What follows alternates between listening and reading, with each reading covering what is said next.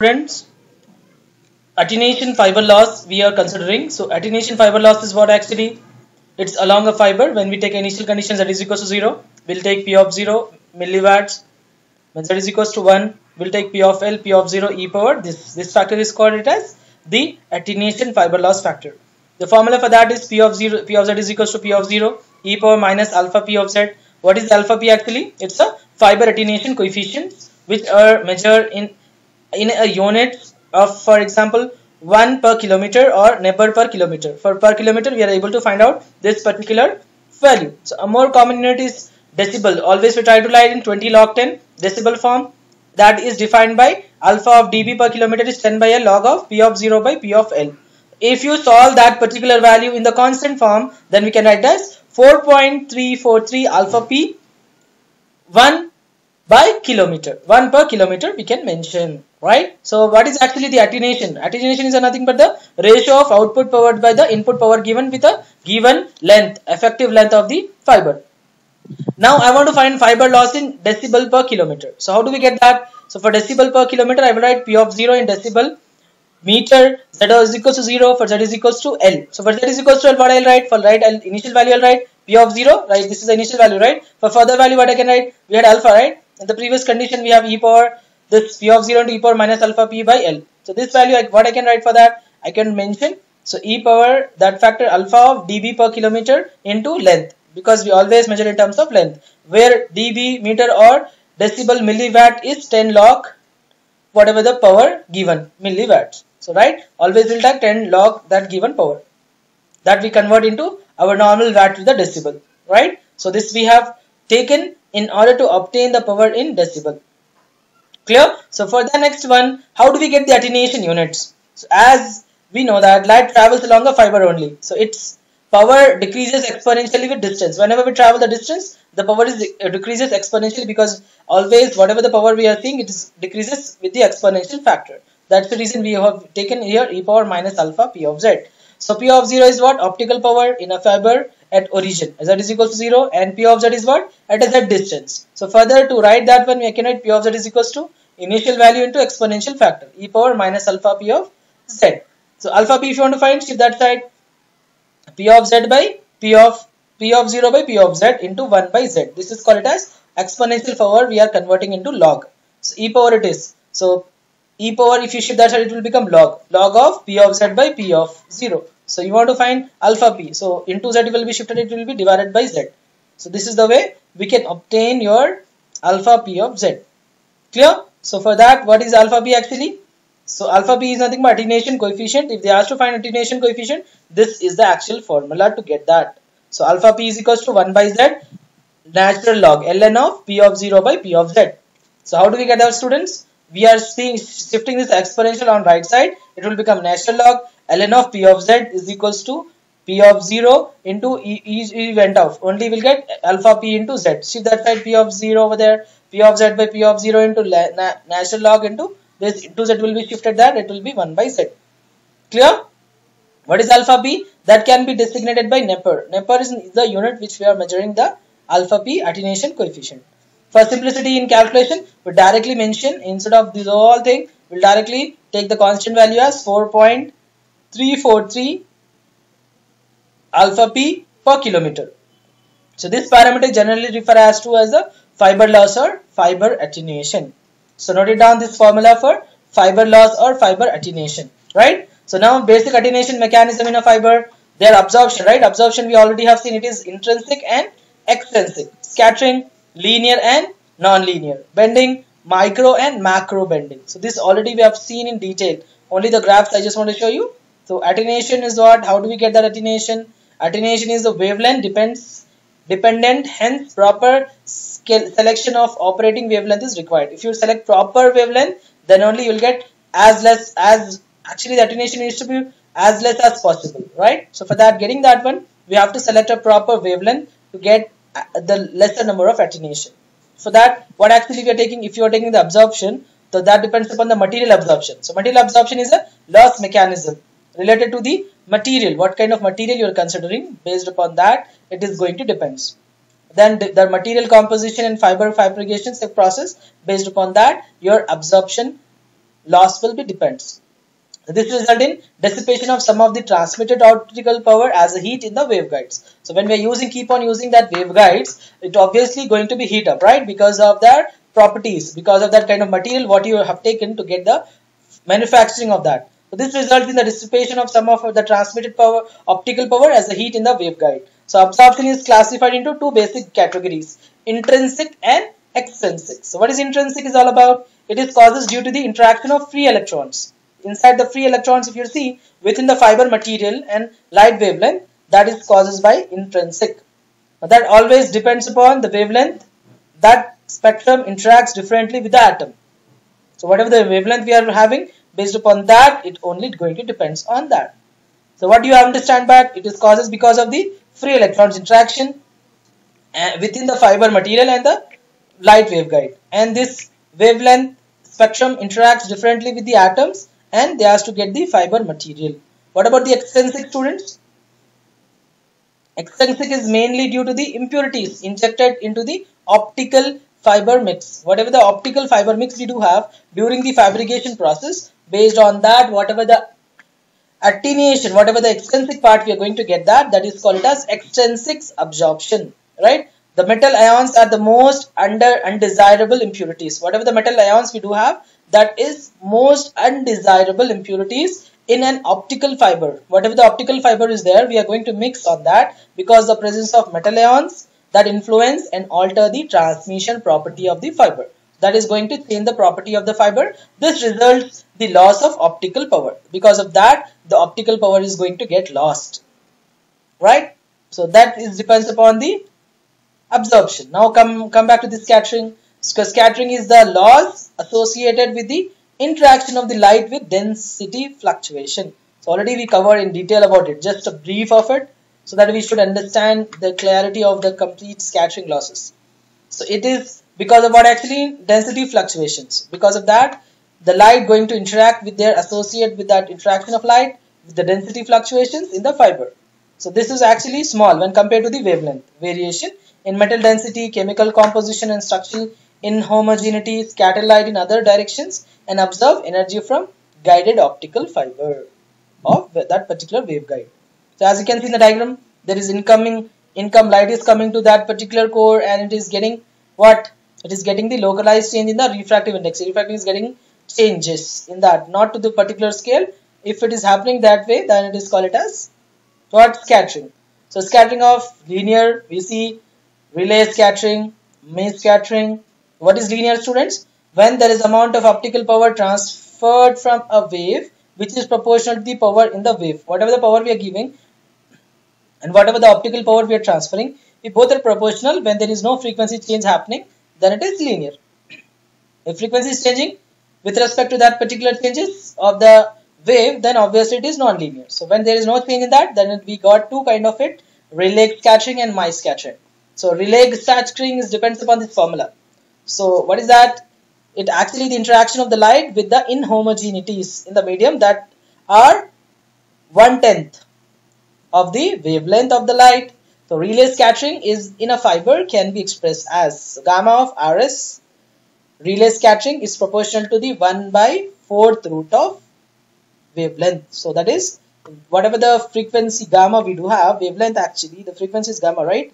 The frequency of the relay scattering is inversely proportional to the 4th power of the wavelength, right? So it means that system, whatever the operating at longest wavelength has lower intrinsic loss. Whatever this they are taking for the longer wavelength, whatever the part we are taking for long distance, there we don't get that much of inhomogeneities.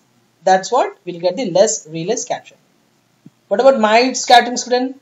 So maze scattering is about defects in the optical fiber which are larger than lambda by 10, means more than lambda by 10. The scattering mechanism is called as maze scattering. This large defect sites are developed by the inhomogeneities in the fiber and are associated with incomplete mixing of waveguides, dopants or defects formed in the fabrication process. So whatever the fabrication process we are considering, students, based on that it is going to be used. These defects physically scatter the light out of the fiber core. Whatever the fiber core we do have, based upon that it is going to affect, and depends. So in today's sessions, all we are seeing the formulas, whatever I've learned in the previous session. From previous session, we have seen the theory. Today, we are seeing their formulas, right? So briefly noted down the points so that it will be easy for you to understand the theoretical as well as the kind of derivation part of it. So next is Mie scattering. In short, what we understand for that, it's a rarely seen in commercially available silica based fiber due to the higher level of manufacturing expertise. So it required a kind of experienced person to get designed for that. That's the reason we are not seeing in commercial way this kind of Mie scattering. Next part we are going to see is nonlinear. So nonlinear is obviously high electric field within the fiber leads to the nonlinear scattering mechanism. So whenever there is a frequency shift in the electric field within that particular fiber, that changing their scattering mechanism, which is non-linearly, then it is nonlinear scattering. It causes the scattering of significant power in the forward, backward, or sideways depending upon the nature of the interaction. Whatever the interaction you are considering, based upon that interaction, it is going to depend. This scattering is accomplished by a frequency shift of the scattering light. Whatever the light we are considering, based on that particular light, it is going to depend on it, and it is a frequency shift actually, students. So based on that, it is going to work. This nonlinear, again we have two things, SRS and SBS. What is SRS? What is SRS we have learned about? Whatever the Raman scattering, right? Whatever we are considering for that is Raman forward light scattering, or SRS. It is actually caused by molecular vibration of phonons. Phonon is nothing but photons part. In the glass matrix, whenever we design the glass matrix, it just causes the molecular vibrations. This scattering depends on the temperature of the material. If the temperature is increasing, that particular scattering is going to be move out. Likewise, we have learned about SBS also, right? So stimulated beryllium scattering. Whatever the SRS, stimulated Raman scattering. So beryllium is what? It's an acoustic wave which as opposed to the thermal phonons. Thermal phonons, whenever we take that one, this scattering will try to take into back scatter. We know that scattering is about 3, backward, forward, and it's going to fluctuate on that. So if you see the back scatters, if scattering is happening at the back end of that, then it is called as back scatter phenomena of a non-linear. So this importance of SRS and SBS in that they can be limiting factor in high power system design. Whenever we do have high power system design, so we want to give this scattering as importance, because we want to make the power should be reached out to their receiver. When we just sending from the transmitter end for their kind of communication, it needs to be considered. So now what about the Raman part we are considering, students? For the Raman, we are saying that it's for the Raman part also, the beryllium scattering is back phenomena, and Raman scattering is lost unaffected by the spectral source but required at least an order of magnitude more power on onset. So whatever the power is there onset, it is going to affect on that. That is called Raman scattering. And beryllium scattering loss can be decreased by using a light. Raman is for spectral source, and this is for light source with broad spectra. This is what least, right? This is broad spectra with a broad spectral width reduce the light material interaction. Whatever the light material we do have, it's going to affect on that. Next, students, absorption and scattering loss in fiber. Whatever the we do have absorption and scattering, how we represent with the help of graph. So as you can see here, students, we can see we are taking the photons, energy, electron volt, and loss dB per kilometer. So we are getting what on the when it is getting decreases directly. This is what absorption loss in the UV ranges. If it is decreases exponentially, then it is measure loss of fiber. And if you see this region, this is called scattering loss. And between your absorption loss and scattering loss, whatever we're getting from the particular end, from 3 to this particular values of your photon, energy, electron volts from before the 1, this is called it as absorption loss in infrared region. Next, we do have their typical spectral absorption and scattering attenuation for single mode fiber. When we do have a single mode and multi-mode, we are seeing for the single mode. How do we design that graph with respect to attenuation? So wavelength, if you take in nanometer, and attenuation in taken decibel per kilometer. If you want to draw that graph of it, if it is intrinsic scattering, as you can see, this whatever the lobe and region we are seeing over here, this is what intrinsic. When you're taking the intrinsic absorption instead of scattering, this is the graph for intrinsic absorption starting from 1600 nanometer before 1 decibel per kilometer of your attenuation. Before that only dB per kilometer. If you see the attenuation alpha p value, before that only this is happening, right? So next we do have is radiative loss or bending loss. So what is radiative loss occurs? It actually occurring, this we have not seen in the previous one, only macro and micro. So this graph you see, what is radiative loss, students, or a bending loss? We have talked about the bending, right? Bending, one more name for that is radiative loss. So radiative loss occurs whenever the optical fiber undergoes a bend of finite radius of curvatures. When we do have a finite radius of curvature, when it is getting bent towards that, so we are getting the bending loss. The fiber can be subjected to two types of bends. One is macroscopic bend and microscopic bend. So microscopic bend is what actually it occurs due to the bend of radius larger than the fiber diameter. When fiber diameter is less when compared to the radii diameter, then we get the macro. This is for large curvature radiation loss. Micro will be reverse of it. So as you can see in the graph itself, for the micro what I'm taking, I'm seeing this is a curve. We have bend fiber, right? This is my field. I'm getting the power loss through radiation. When we take the loss of that, power is getting lost from their field distribution. So when we are getting these kind of thing, this is called as the radiation loss. For slight bend, the excessive loss is extremely small. Whatever the for small bending if you're doing, the power loss we are not considering because the bend is not that much huge. As the radius of curvature decreases, the loss also get increases exponentially until a certain critical radius occurs. At this point, the macro bend losses are significant. At that particular time, the micro bends, whatever we are seeing, those are significant. So those losses become extremely large when the bend crosses the critical threshold point. After a certain threshold point, we will make into a critical values for that. Then if this loss is becoming extremely large when the bend crosses the critical point, then this particular part of macro bends are occurring. So micro bends loss occurs when optical fibers are packed for transportation to the field of installation during the installation process. Because of that installation process, it's occurring. As you can see here, if you are seeing this one, this is caused at 1 dB per loss. And if the decibel, the attenuation is increasing, the region is getting decreases, right? So this is caused at a 4 dB per loss. And this is occurred, broken the fiber. Completely fiber got broken. See, it start breaking the fiber. It is not allowing the information to pass through it. So till now, this is all about micro bend losses. And micro means this loss are associated with the small perturbations of the fiber. Means it's completely very small, and even coating application for cable induced stresses, this is happening. This actually depends upon with the factors like uneven coating. Means coating is not done properly with complete fiber. Because of that also it's going to occur.